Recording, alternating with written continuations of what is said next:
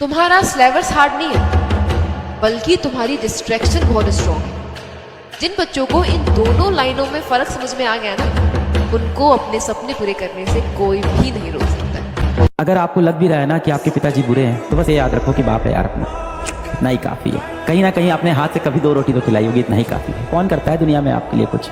आपको कंप्लेन रहती है मेरे पापा ने मेरे लिए ये क्यों नहीं किया, मेरे पापा ने मेरे लिए ये क्यों नहीं किया। तो तुमने देखा तुम्हारे पापा कैसे बाहर जाके काम कर रहे हैं। डोंट ब्लेम देम कि उन्होंने ये नहीं किया हमारे लिए, बी थैंकफुल कि उन्होंने हमारे लिए इतना किया।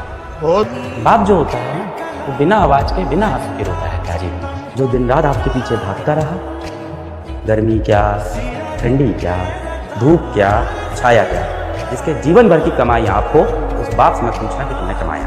तुम बेस्ट वर्जन है, जो आपका ग्रेटेस्ट वर्जन है, वो ये नहीं है कि अरे मैं सब कर सकता हूं, मैं ये कर दूंगा। नहीं, आपका बेस्ट वर्जन है आपका डिसिप्लिन्ड वर्जन, जहां आप बाउंड्री सेट करते हो, जहां आप लिमिट सेट करते हो कि मैं ये नहीं करूंगा, मैं ये नहीं, यहां नहीं जाऊंगा, मैं ये नहीं खाऊंगा, मैं ये नहीं पीऊंगा। आपकी लिमिट्स है, आपकी बाउंड्री है, आप डिसिप्लिन में जीते। That is your best version. That version can do anything, can achieve anything.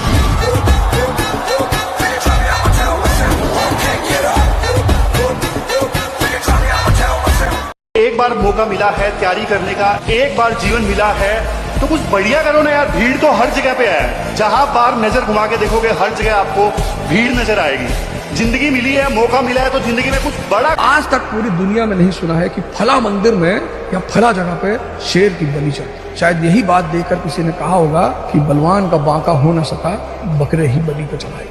तो जिसको भी संसार में सुख पूर्वक रहना है, उसको कृष्ण के पथ पर चलना पड़े। प्रेम से रहिए और चक्र लिए रहिए। हर वो आदमी जो आपके अगल बगल रहता है, उसको इस बात का एहसास हो कि भाई अगर बदतमीजी कर दिए तब ये आदमी नहीं छोड़े।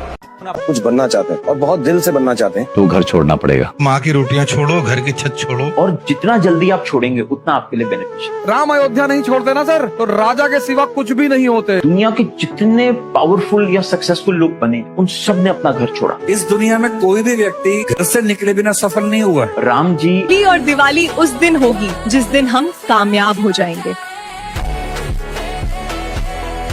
अभी तैयारी चल रही है तो ताने मार लो लाला, ज्वाइनिंग लेटर आते ही ताली ना बजवा दी फिर कहना।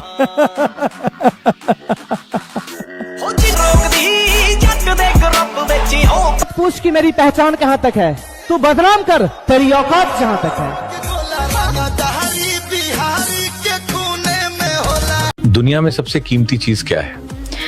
देखिए, कोई चीज नहीं, हमारा वक्त कीमती होता है। क्योंकि सुबह के टाइम पे जो अखबार हमें 10 रुपए का मिलता है, शाम के टाइम वही अखबार 10 रुपए किलो बिकता है।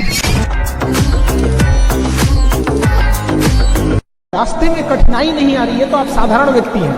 अगर आपकी जिंदगी में तकलीफ आ रही है, कठिनाई आ रही है, आप समझिए कि आप उस पत्थर से बनाए गए हैं जो भविष्य में मूर्त बनती है, क्योंकि सारे पत्थर को तराश के मूर्त नहीं बनाए जाते। तो जितने लड़के हैं या लड़कियां हैं, अगर लाइफ में मुसीबत आ रही है ना, तो अपने आप को एक बार अकेले में जाके ना खत्म कि हम उन पत्थर में से जो भविष्य में मूर्त जरूर बने। लेकिन भाग जाते हो यार, मैदाने छोड़ के भाग जाते, तो होगा क्या है? कभी भी वो इंसान नहीं हारा जो युद्ध में गया। मर्द पैसा इसलिए कमाता है ताकि वो अपनी औरत को अपने साथ लेकर चल सके, और औरत अक्सर पैसा इसलिए कमाती है ताकि वो बिना मर्द के भी अपनी जिंदगी चला सके। तुम कभी भी देख लो, एक आदमी गरीब घर की लड़की से शादी कर लेगा, लेकिन एक लड़की कभी गरीब घर के लड़के से शादी नहीं करती। कड़वा है मगर सच है। एक लड़की से पूछिए कि तुम्हें जब तकलीफ होता है तो आप किससे बताते हो, तो वो कहेगी अपने मम्मी पापा से, फैमिली से, और उसके परेशानियों को, तकलीफ को दूर भी कर दिया जाता है।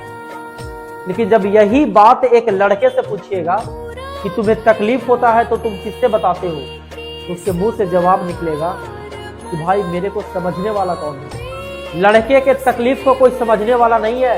और ये एक शायरी जिम्मेदारी पर बोलना चाहूंगा कि सपने हमारे भी बहुत थे, पर टेंशन की बीमारी ले ली हमने, और जवानी की मस्ती करने की उम्र में मेरे दोस्त घर की जिम्मेदारी ले ली हमने।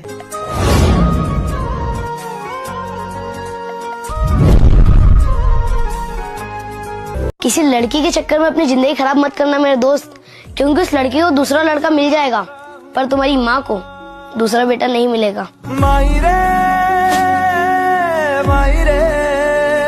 और कोई भी घर का बड़ा बेटा सबकी सुनता है, पर उसे कभी कोई नहीं पूछता तू कैसा है। वो घर के हर डिसीजन में शामिल होता है, लेकिन अपने लिए एक भी डिसीजन लेना उसे मुश्किल लगता है। सबकी रिस्पॉन्सिबिलिटीज उसके कंधे पे होती हैं, लेकिन उसके इमोशंस का वजन कभी कोई नहीं उठाता। उससे सपोर्ट चाहते हैं, लेकिन उसके लिए कोई सपोर्ट सिस्टम नहीं होता घर में। वो सबकी सुनता है, पर उसकी सुनने वाला कोई नहीं होता।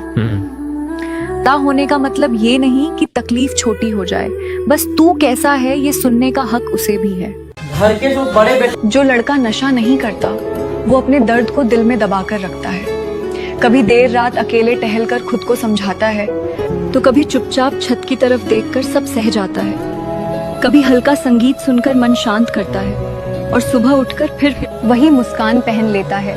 उसकी खामोशी ही उसका सबसे बड़ा सहारा होती है, और उसके आंसू अक्सर किसी को दिखते नहीं। वो टूटता भी है, पर हर बार चुपचाप खुद ही संभल कर आगे बढ़ जाता है।